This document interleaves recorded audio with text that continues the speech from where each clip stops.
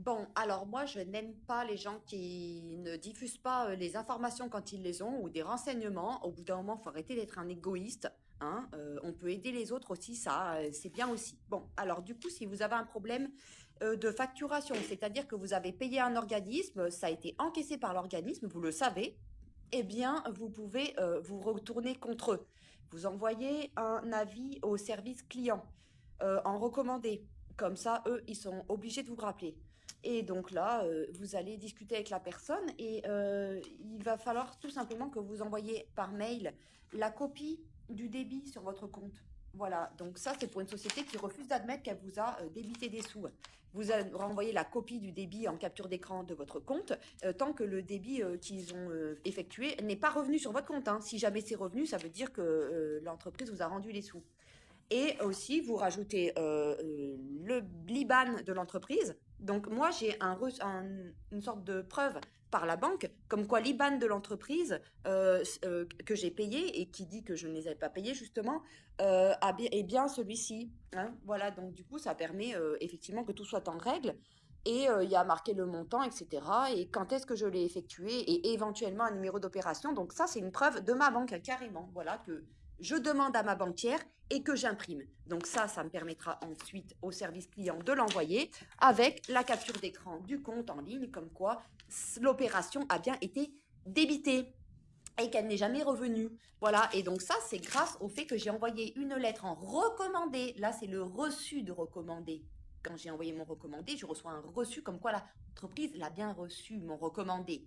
Et c'est grâce à ça qu'ils m'ont rappelé. Et donc, voilà, donc ça, tout ça, et après, eux, ils m'ont rappelé, ils m'ont dit, vous appelez, vous nous envoyez par mail les preuves du débit. Et dans ces cas-là, même si c'est une erreur d'informatique ou que on ne sait pas pourquoi d'ailleurs c'est pas passé, eh ben, si vous avez la preuve du débit comme quoi ça n'est jamais revenu et que effectivement le IBAN de cette société a bien été le bon, hein, comme il est marqué sur mon relevé de compte, eh bien l'entreprise est obligée de vous rembourser la somme, puisque de toute façon c'est quelque chose qu'on n'explique pas. Et de toute façon, il y a eu débit, il y a eu bon IBAN, j'ai les preuves. Donc voilà, on s'en fout, pourquoi c'est pas passé, machin, les raisons, etc. Tout ça, on ne sait pas. Mais l'entreprise, dans ces cas-là, sera obligée de vous rembourser. Dans la mesure où vous envoyez les preuves par un email à cette entreprise qu'une conseillère peut vous dire par téléphone ou envoyer avec quel email toutes ces preuves. Et après, c'est une obligation pour eux de vous rembourser. Voilà, vous savez tout, ça c'était un petit euh, aide à la loi. Si jamais un jour vous avez un souci par rapport à une entreprise qui vous a débité des sous et qui dit ne pas l'avoir fait, que ça n'a pas été encaissé de leur part, que vous ne les avez pas donné une somme, alors que vous avez bel et bien sorti de votre propre compte un montant. Donc c'est de l'argent que vous avez donné, hein, qui n'est plus sur votre compte. Donc, dans ces cas-là, il faut se défendre. Et comme je vous ai dit justement, voilà, vous sortez de l'argent, il faut que c'est de l'argent que vous n'avez plus après.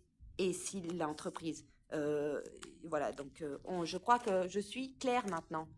Allez, je suis contente de vous avoir aidé et je vous souhaite une très bonne journée.